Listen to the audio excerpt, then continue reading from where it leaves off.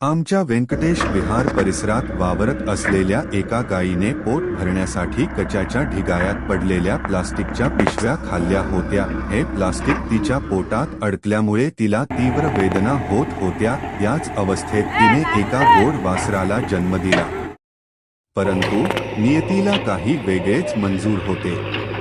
प्लास्टिकमुळे शरीरात पसरलेले विष आणि असह्य वेदनांमुळे अखेर त्या माऊलीची प्राणज्योत विझली। आईचे दूध आणि मायेची ऊब मिळण्यापूर्वीच त्या नवजात वासराचाही तिच्या कडेलाच तडफडून मृत्यू झाला।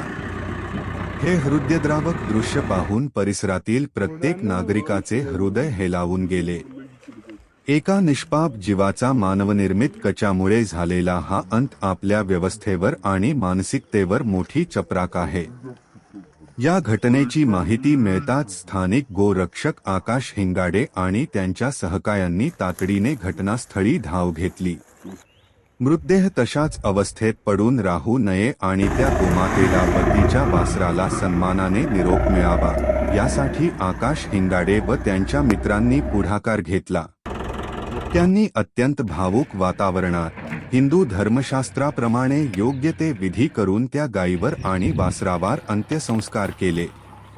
मी सावन झांबरे आपणास विनंती करतो की रस्त्यावर कचरा आणि प्लास्टिक फेकणे आता तरी थांबवले पाहिजे, जेणेकरून भविष्यात कोणत्याही कामधेनूला आणि तिच्या पाडसाला असा मरण्यातना भोगत अंत पहावा लागणार नाही।